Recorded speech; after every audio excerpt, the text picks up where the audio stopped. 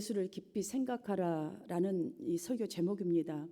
오늘 본문 이 히브리 기자는 기독교인들을 향해서 예수를 깊이 생각하라. 이 영어 성경에 보니까 Fix your thought on Jesus. Fix your thought on Jesus. 정말 이렇게 이 말을 영어로 보면 더 깊이 와 닿아요. 예수님께 내 모든 생각을 좀 탁 고정해 봐. 집중해 봐. 집중했어? 라고 묻는 것 같은 그 명령. 안 하면 안 될 것 같은 이런 느낌을 탁 받을 수 있습니다. 여러분 깊이 생각한다. 뭐 화나는 것도 여러분 좋은 것도 좋아하는 사람도 아니면 원수도 뭐 이런 게 있으면 어떤 한 가지 일에 우리가 아니면 사람에 대하여 온 정신을 집중하여서 생각하고 또 생각하는 것을 깊이 생각한다라고 하지요. 헨리 포드 여러분들 너무 잘 알잖아요. 그분이 하신 유명한 말이 있어요. 당신이 할 수 있다고 생각하든 할 수 없다고 생각하든 자신의 모습은 자신이 생각한 대로 된다. 사실 그냥 평상시 말 같은데요. 가만히 잘 생각해 보면 우리의 생각하는 바가 얼마나 중요한지 느껴져요. 사순절 기간 동안은 사실 그 어느 때보다도 그리스도인들은 예수님을 더 많이 묵상하게 됩니다. 십자가도 묵상하게 되고 골고다 언덕, 뭐 기도도 그렇고 많이 이렇게 생각을 하면서 우리가 드리는 예배와 일상생활이 연결되기 위해서 많은 노력들을 각자들 나름대로 합니다. 이런 면에서 여러분들 지난 한 주간 동안에 한번 삶을 잠시 돌아보십시오. 나는 엿새 동안 가정에서 혹은 일터에서 무슨 생각, 누구 생각을 깊이 생각하고 또 생각하고 이러면서 살았나.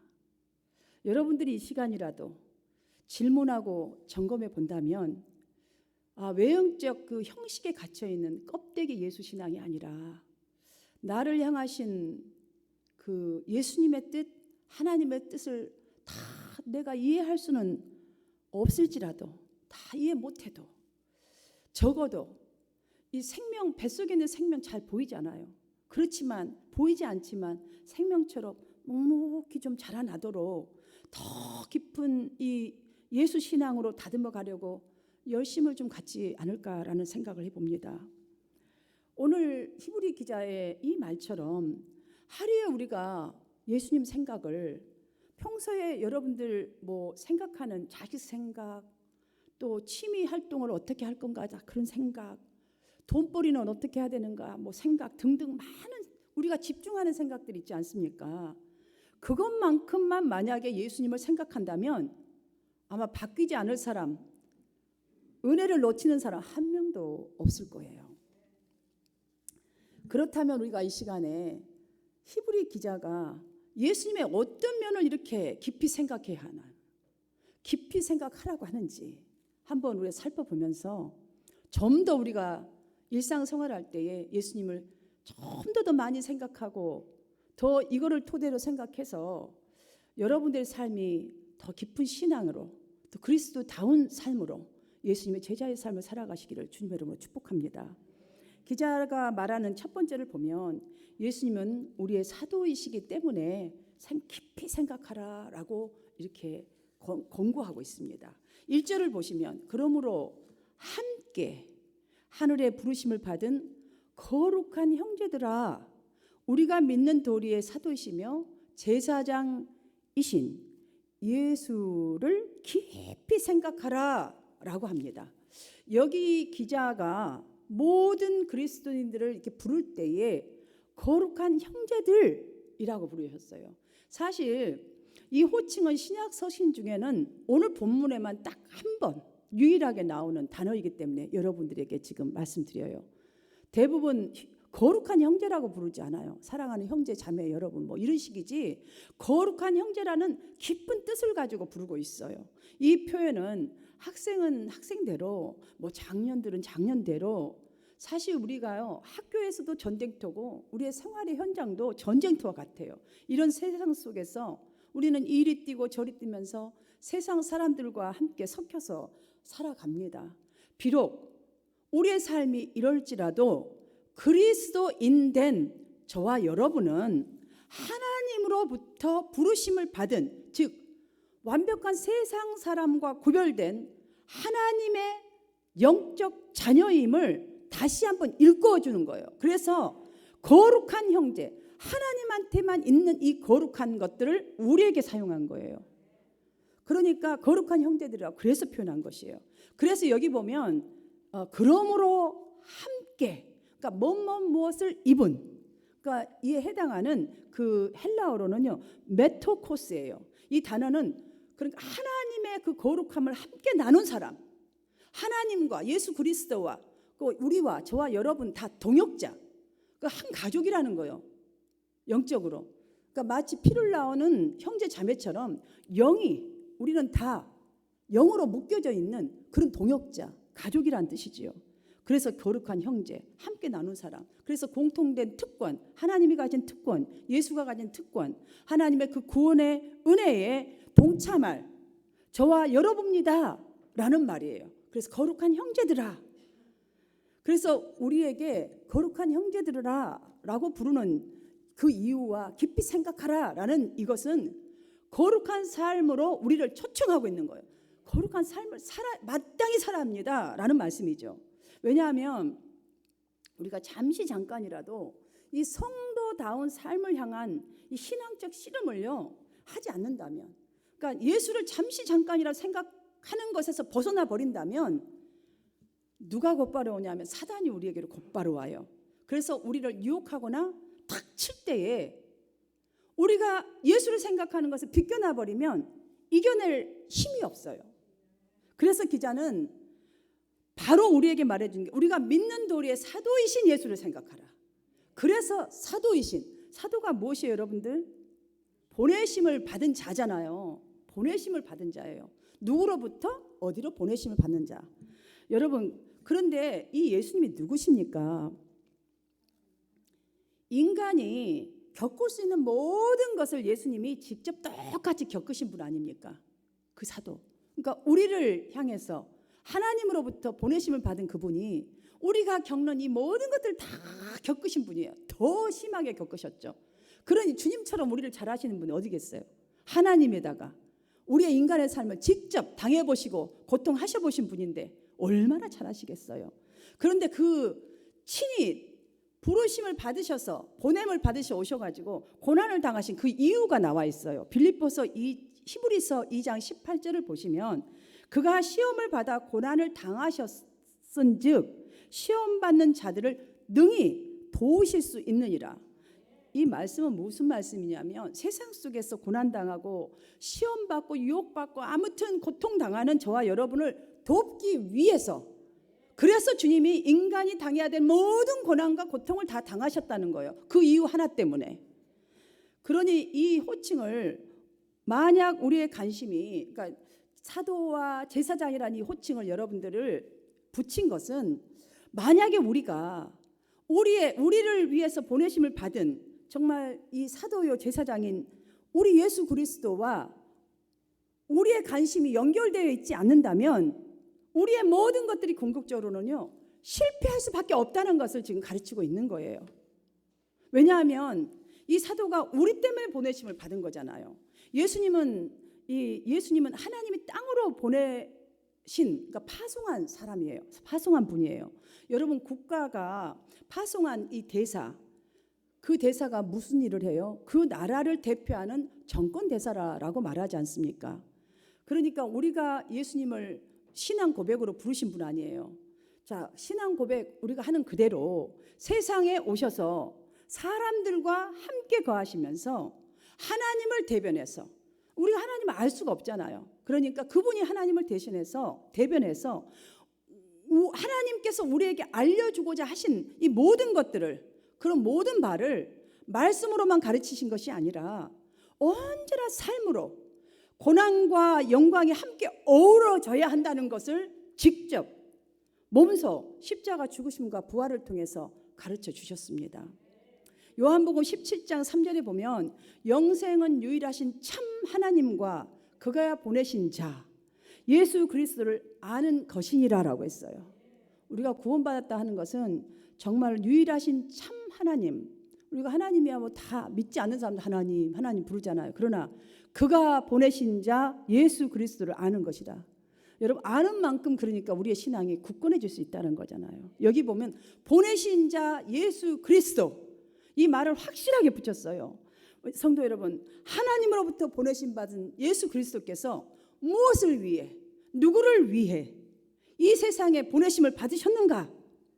정말 히브리 기자가 정말 예수를 깊이 생각하라 라고 한번 그 권면한 대로, 권고한 대로, 명령한 대로 우리가 몰두하여서 예수님을 생각해 본다면, 예수님께서 말씀으로 가르쳐 주시고 행함으로 가르쳐 주신 이 모든 가르침은 저와 여러분 모든 신자들이 일상에 적용해야 할 것들인 것을 느낄 수가 있어요. 그래서 이 말씀을 하신 거예요. 그래서 2절로 그는 모세와 하나님의 온 집에서 한 것 같이 하셨으니, 참 이상하지요. 여기에 보면 모세와 예수 그리스도의 이 충성을 비교해서 말씀하셨어요. 왜 사람하고 예수님, 모세하고 이렇게 비교를 했을까? 그 비교한 이유가 있어요. 여기 하나님의 집이란 구약에서는 어떤 뜻이냐면 이스라엘 백성들을 말하는 것이고, 그 신약에서는 예수 그리스도를 믿고 구원받은 저와 여러분 모든 성도들이 하나님의 집이에요. 이로 볼 때에 구약 시대에 하나님의 종이었던 모세가 하나님의 온 집, 그러니까 이 이스라엘 백성들 한 분 한 분들을 출애굽시켜서 이렇게 하나님으로부터 부름을 받은 거예요. 모세 직접 나서서 한 게 아니에요. 하나님으로부터, 하나님께 충성한, 그러니까 종의 종, 하나님의 종으로서 정말 이렇게 일을 했다라는 것을 이해를 돕기 위해서 4절로 집마다 지은이가 있으니 만물을 지으신 이는 하나님이시라. 이 온 집들, 저와 여러분을 지으신 창조주가 누구시라? 하나님이시라. 이것을 밝혔어요. 그리고 5절을 다시 보시면 또한 모세는 장래에 말할 것을 증언하기 위하여 하나님의 온 집에서 종으로 신실하였다라는 것을 분명히 말씀하고 있습니다. 그러니까 모세의 하는 일이 무슨 일이에요?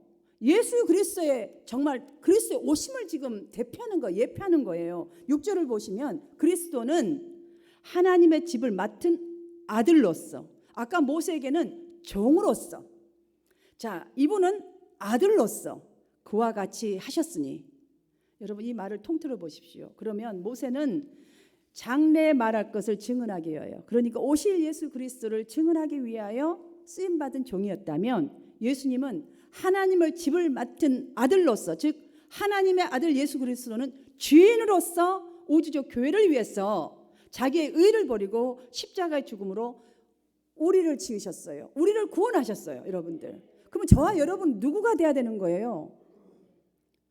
주인으로서 살아야 되지 않겠습니까? 주인으로서, 아들과 딸이니까 주인이에요. 동일한 거잖아요. 아까 함께 이 의식이 있어야 된다는 거예요. 그러려면, 이 의식을 가지려면 예수 그리스도를 깊이 생각하라. 하나님의 아들이 하신 그 일을 깊이 생각하라. 그러므로 작은 일에도 근심하고, 우리는 조그만 어떤 일에도 두려워하고 넘어지고 유혹받은 인생들에게 예수 그리스도는 모든 신자들이 어찌 살아야 하고 그 믿음의 끝이 무엇인가에 대해서 가장 분명하고도 구체적으로 몸소 보여주신 분이에요. 이 땅에 오셔서, 사도로 오셔서. 그러므로 히브리서 기자는 우리를 위해서 보내심을 받은 이 예수 그리스도께 여러분의 생각을 정말 몰두시키십시오. 고정시키십시오. 예수님을 좀 파고 드십시오라고 우리에게 촉구하고 있는 것입니다. 사랑하는 성도 여러분, 우리가 이렇게 파고들고 예수에 대해서 깊이 생각하고 정말 몰두한다면 예수님처럼 세상과 타협하거나 또한 두렵고 떨리는 일에 눈치를 보거나 이러지 않아요. 그러려면 우리도 하나님의 아들과 딸인데, 똑같은 예수님과 동일한 위치를 우리에게 주셨는데, 제사장이라 우리 주셨는데 우리도 그렇게 살 수 있는 줄 믿습니다. 오늘처럼 사실 어렵고 혼탁한 이 시대에는 더더욱이나 정말 저와 여러분이 매일 의지하고 몰두하고 더 깊이 생각하는 분이 예수여야 하겠습니다. 그래야 우리가 이 세상의 두려운 것들에 몰두하지 아니하고 더 깊고 넓은 주님의 그 일에 몰두하여서 멋진 인생을 살아가게 될 줄 믿습니다. 두 번째로는 예수님은 우리의 대제사장이기 때문이라고 이렇게 말씀해 줍니다. 구약 시대 때 여러분 다 아시다시피 하나님께서 사람의 죄를 용서하여 주시기 위하여 사해 주시기 위하여서 속죄 제사를 드리도록 했는데 그 일을 관장한 사람이 누구시지요? 대제사장만이 관장했습니다. 대제사장이 1년에 한 번씩 이제 그 장막에 들어가서 동물의 피를 가지고 들어가요. 그래서 이 피를 백성의 죄를 이 죄와 허물을 속하기 위해 드리죠. 그런데 여러분들 이 속죄 제사를 위해서 필요한 것이 있죠. 무엇이지요? 분명히 속죄 제물이라는 게 있어야 되잖아요.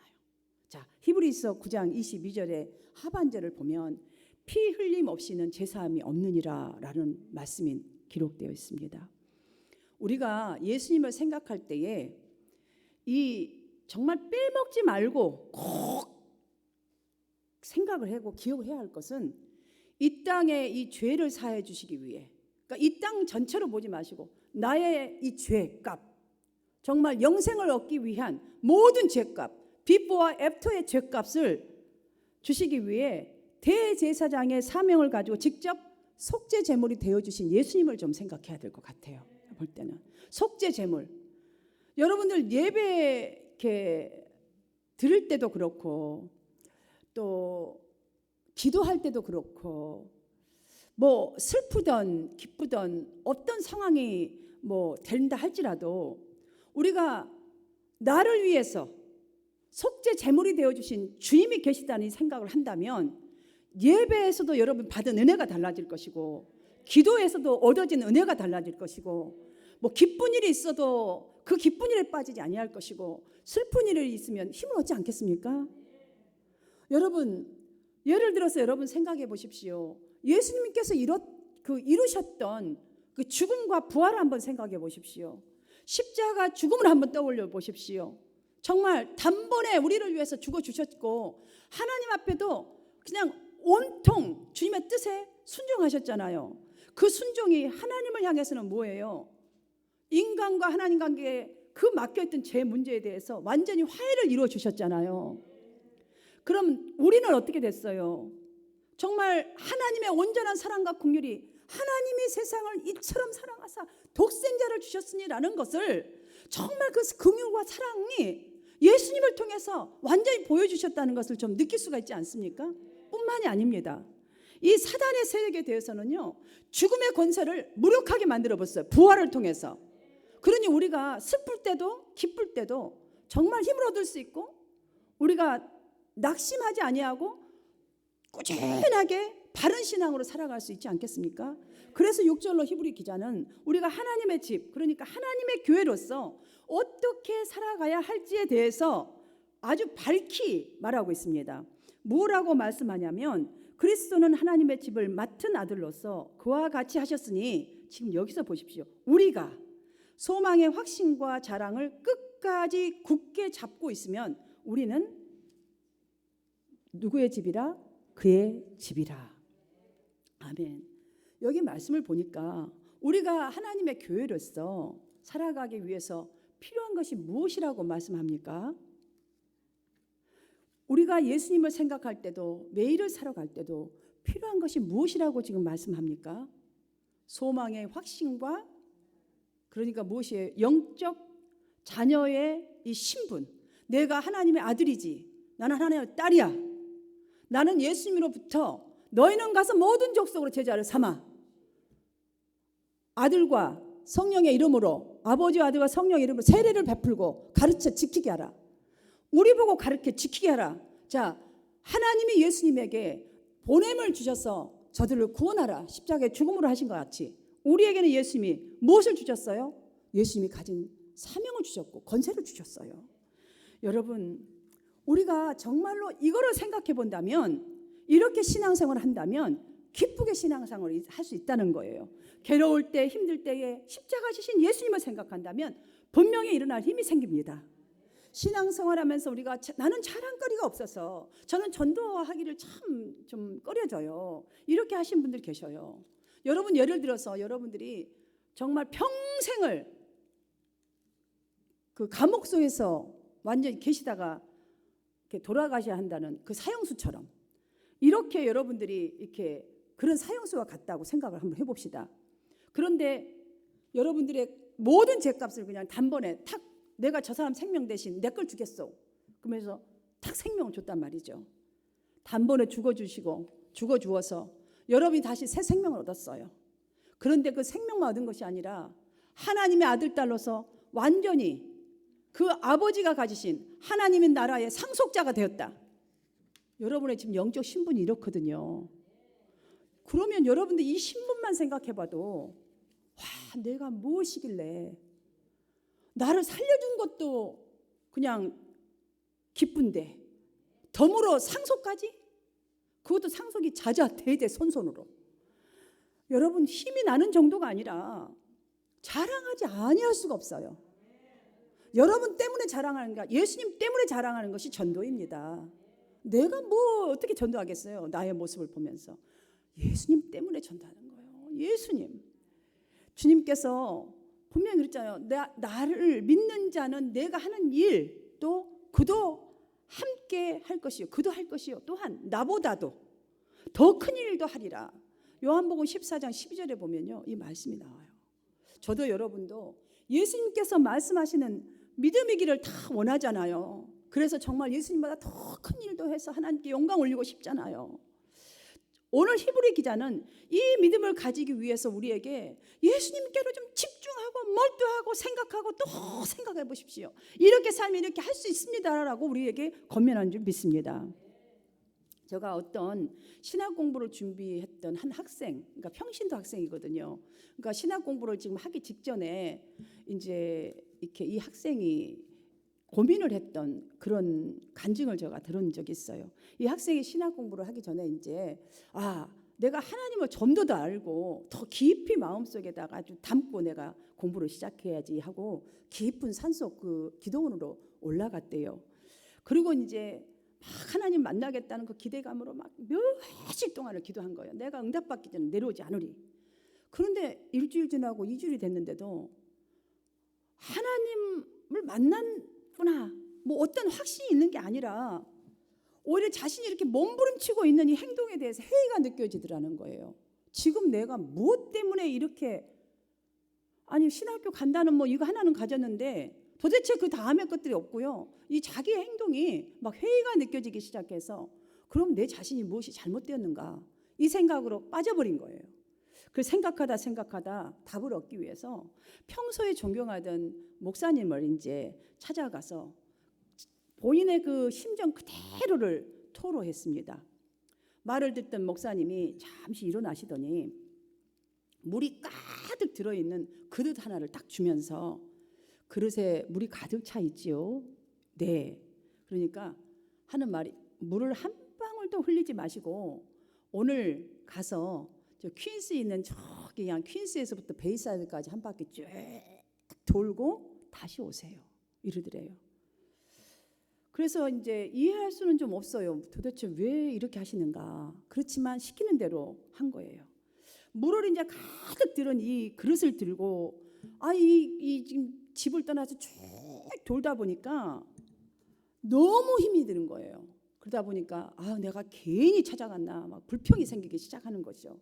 그런데도 뭐 이미 무엇 때문에 그런지 모르니까 일단은 이걸 들고 돌자. 아주 그냥 동네 한 바퀴를 온몸에 땀을 흘리면서 한 바퀴를 돌고 다시 이제 목사님에게 돌아왔어요. 그랬더니 목사님이 돌아온 모습을 보고 딱 묻습니다. 그릇을 들고 마을 한 바퀴를 돌면서 몇 번이나 예수님 생각을 했습니까? 이 질문을 하더래요. 근데 솔직하게 제가 목사님 솔직하게 대답이 될까요? 솔직하게 말씀하셔야 됩니다. 실은 물이 워낙 가득 차 있어서 물 흘릴까 봐 흘리지 말라고 했는데 물 흘릴까 봐 물만 생각하다가 예수님은 한 번도 생각 못하고 힘들어 죽겠다는 생각만 하고 왔습니다. 이렇게 말을 했어요. 그랬더니 목사님이 바로 그거예요. 잘 들어보세요. 물이 든 이 작은 그릇 하나가 예수님 생각을 한 번도 하지 못하도록 한 것처럼 우리가 사는 이 세상에는 우리의 생각과 정신을 사로잡는 것들이 너무나도 가득합니다. 이 사실을 항상 기억하면서 어떤 상황일지라도 예수님을 깊이 물 가득 채운 이것 정말 안 떨어뜨리듯이 생각하는 것처럼 그렇게 한다면 훌륭하게 신학 공부도 할 것이요 훌륭한 사역자가 될 것입니다. 이 말을 해주드려요. 이 평신도 학생은 깨달음을 얻고 예수님에 대해서 몰두하고 또 생각하고 또 깊이 생각하다 보니까 자기 인생이 처음에는 다 나였더라는 거예요. 그걸 찾은 거예요. 그러다가 이걸 찾게 되니까 예수님께로 바뀌더랍니다. 사랑하는 성도 여러분, 우리도 교회 와서 설교 많이 정말 이 설교 수도 없이 들으셨을 거예요. 그것뿐이에요.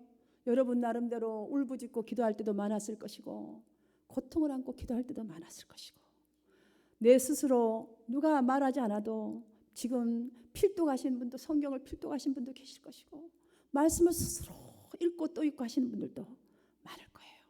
이렇게 듣고 이렇게 많이 읽는데 왜 이렇게 안 바뀔까요? 왜 이렇게 안 바뀔까? 제가 그것을 좀 생각해 봤어요. 요 예화 앞에서.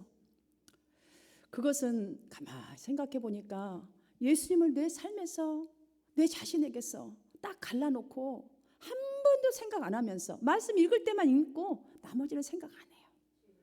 그리고 삶을 바꾸려고 하니까 내가 바뀌겠지라고 기대하니까 설교를 들어도 기도를 하도 말씀을 읽어도 그래서 안 바뀌는 거예요. 그래서 예수님에 대한 그 깊은 사랑, 그 깊은 은혜 적용도 안 하고 생각도 안 해요.